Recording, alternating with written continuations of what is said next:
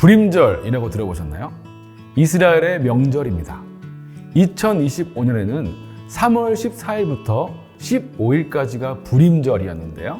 불임절에 이스라엘 사람들은 재밌는 옷을 입고 가면을 씁니다. 유대식 할로윈 같기도 합니다. 하만의 귀라 불리는 과자를 먹고 가족, 친구들과 선물도 나눕니다. 하지만 무엇보다 불임절의 가장 중요한 행사는 에스더서를 읽는 것입니다. 유대인 명절 불임절과 상관없는 우리는 이 에스더서를 어떻게 읽어야 할까요? 에스더를 오늘 우리와 연결시켜주는 5가지 주제로 살펴보겠습니다. 첫째 키워드는 불임입니다. 불임은 작은 주사위 부르에서 나온 말입니다. 에스더서의 빌런 하만이 유다 백성을 학살할 날을 정하기 위해 점을 칠 때 사용한 것이 바로 부르입니다. 사실 불임절은 하나님 백성이 학살당할 날이었습니다.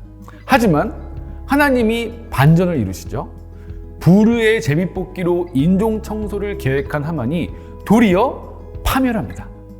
하만은 처용독으로 장대를 준비했는데 그 장대에 자신이 매달려 죽습니다. 불임의 날에는 유다 백성의 원수들이 도리어 보복을 당합니다. 하나님은 하만의 장대, 하만의 부르 모두 역전의 기념비가 되게 하셨습니다. 부르는 하나님 백성에게 트라우마로 남을 단어이기도 한데 하나님은 굳이 이 단어로 축제의 날을 지칭하십니다. 돌아보니 다 하나님의 뜻 안에 있었고 웃으며 이야기할 수 있는 불임절의 반전과 역전 이야기가 된 것입니다. 요즘 나를 가장 아프게 하고 힘들게 하고 잠 못 들게 하는 그것이 있죠. 바로 그것이 도리어 내 감사 제목이 되고 간증이 되고 신앙의 기념비가 되는 불임의 반전을 소망하며 에스더서를 묵상하면 좋겠습니다. 둘째 키워드는 숨어 계신 하나님입니다. 에스더서에는 하나님이란 말이 한 번도 나오지 않습니다. 하나님의 백성이 죽을 위기에 빠졌는데 하나님이 주어로 나오지 않습니다. 하지만 여기에 에스더서의 묘미가 있습니다. 하나님이 없습니다. 그런데 하나님이 있습니다. 에스더서를 읽는 사람은 누구나 모든 구절의 배후에 계신 하나님을 만날 것입니다. 하나님의 필연은 인간의 우연이라는 옷을 입고 나타납니다. 6장을 볼까요? 이상하게도 왕이 잠이 안 오는데 공교롭게 궁중일기를 펼치고 하필 모르드게의 기사를 읽습니다. 모르드게의 상 주려고 사람을 찾는데 때에 맞춰 하만이 옵니다. 운명의 장난처럼 하만은 모르드게 처형을 허락받으러 마침 오는 것입니다. 아침까지 못 기다리고 새벽부터 왕을 찾았는데 딱 맞게 왕도 깨어 있으니 정말 기막힌 우연이죠. 하나님이라는 주어가 없으니 이상하게도 공교롭게 하필 때 맞춰 운명의 장난 마침 딱 맞게 라는 인간의 말로 표현해야 했지만 에스더만큼 그 원인이 하나님이심이 분명한 책도 없습니다. 하나님은 안 나오지만 우리 입에서 하나님 하고 탄성이 나옵니다.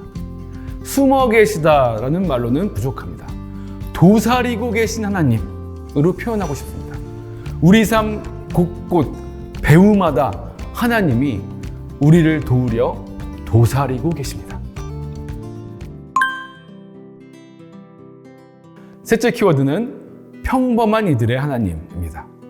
에스더서는 에스라 느헤미야 다음에 위치하는 성경입니다. 에스라 느헤미야에서 유다 백성들은 페르시아 왕 고레스의 칙령으로 예루살렘으로 귀환합니다.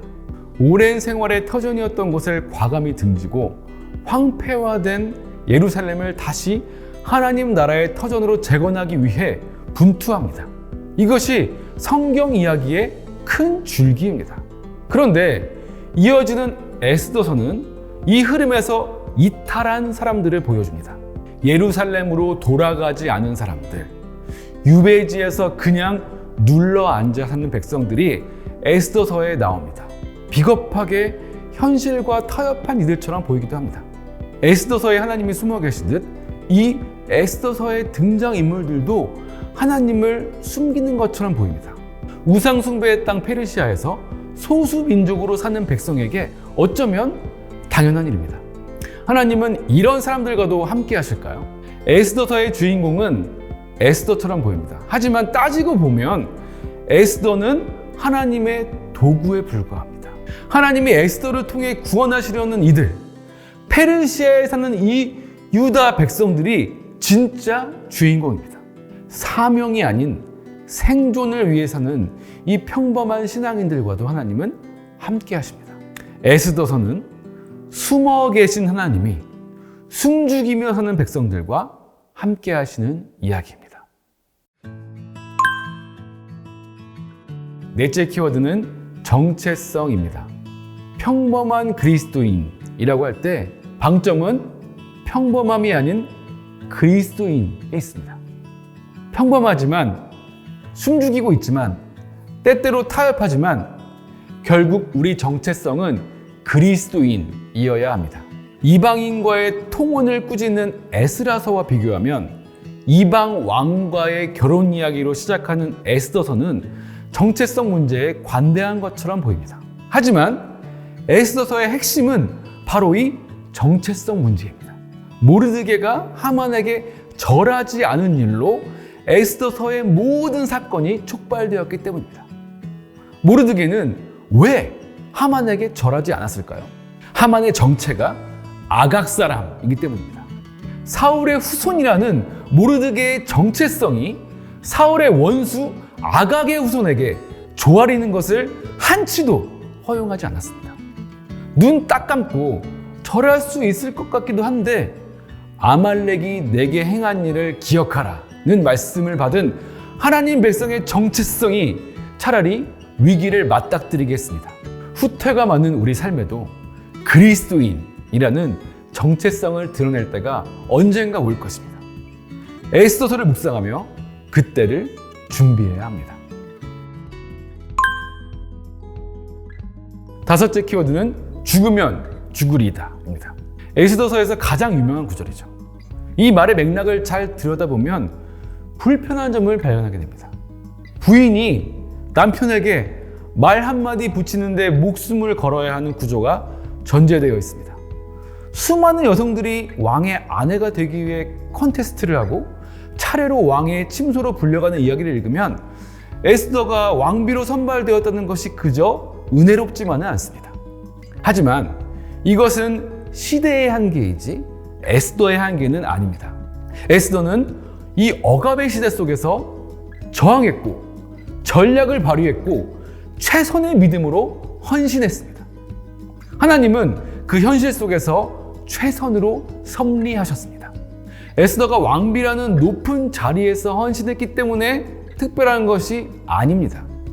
에스더 전체 중 핵심 구절은 이때를 위함이 아닌지라고 생각합니다. 왕비의 자리는 하나님의 때를 위한 작은 도구에 불과합니다. 에스더는 왕비로서가 아니라 때를 위해 준비된 사람으로 헌신했습니다. 죽으면 죽으리이다 라는 말은 목숨을 걸겠다라는 뜻보다는 그리 아니하실지라도 라는 다니엘 친구들의 말에 더 가깝습니다. 내가 이루지 못할지라도 하나님은 이루실 것이다. 나는 죽어도 하나님의 뜻은 살 것이다. 내 꿈이 이루어지는 것보다 하나님의 꿈이 이루어지는 것을 신앙의 사명이자 믿음의 목적으로 삼는 우리가 되길 바랍니다. 결론보다 크신 우리 하나님을 에스더 묵상을 통해 만나시기를 축복합니다.